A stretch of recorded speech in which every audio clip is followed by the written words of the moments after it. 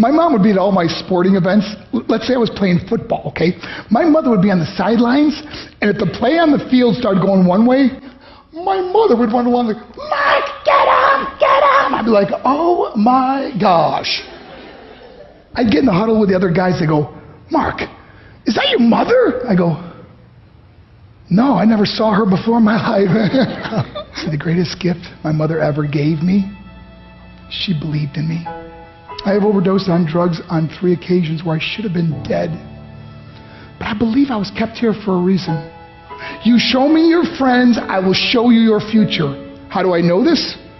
I hung out with losers, and I became the biggest loser of them all because I gave up everything I dreamt about as a little boy because of who I chose to surround myself with. My friends would drive me home at 2, 3, 4 in the morning.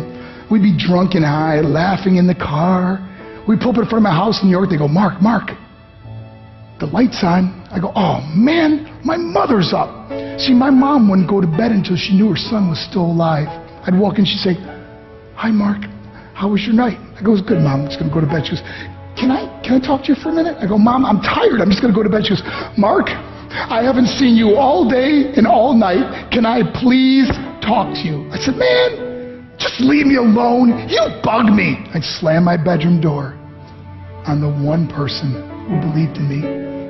I was on a worldwide tour and we were wrestling overseas in Japan. After my wrestling match, I went upstairs in my hotel room and I fell asleep. There was a knock at my door at 3 o'clock in the morning. I got out of bed, I looked through the safety window and I could see it was a Japanese promoter. So I opened the door and he said, Mark, you need to call home. There's been an emergency. I went and got on the hotel room phone. I called back to the United States and said, hey, what's going on? They said, Mark, I don't know how to tell you this. I said, just tell me what happened. I suddenly started crying. They go, Mark, I can't tell you. I said, just say it. They said, Mark, your mother died. I just threw the phone down. I ran out of my hotel room. I took the elevator to the lobby, and when the doors opened up, I just ran out into the street. I mean, there was no cars, there was no people. It was 3 o'clock in the morning. And I walked down the middle of a street in Hiroshima, Japan, and I remember looking up and just saying, Mom, I am so sorry. I flew home for her funeral, and I was so nervous to walk up to her casket, so I just stood way in the back. And I kept looking from a distance. I kept thinking to myself, Mom, please wake up.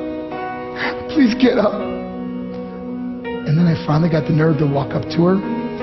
And as I got closer, I could see my mom for the first time. I mean, she was so beautiful.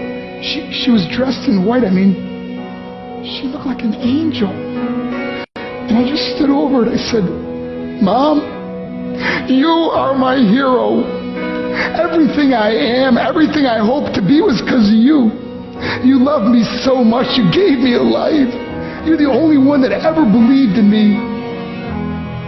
How did I repay her? By getting drunk, by getting high, by getting stupid, by hanging out with losers? For what? All she ever wanted to do was talk to me. I wish I could talk to you now, Mom. I wish you could see what I'm doing. Why couldn't I have been a better son? We are defined by our choices. But if you surround yourself with people involved in drugs and alcohol and pills, it's a dead end. I'm not here to preach to you. I'm here to tell you I lived that life. It leads to broken hearts, broken relationships, broken dreams, and death. For what? To get high? If you have a mother or a father, when you go home, tell them how much you love them. See, my whole life was about being rich and famous. I had to be a millionaire. I had to win the race. I had to win the race at the expense of my marriage, my family, my friends. For what?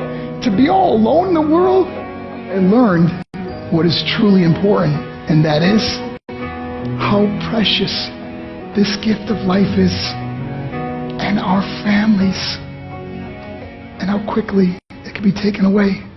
See, I no longer live in time. I live in moments. See, it's not what's in your pocket that matters. It's what's in your heart that truly matters. Love Love is just a word until somebody comes along and gives it meaning. You're the meaning.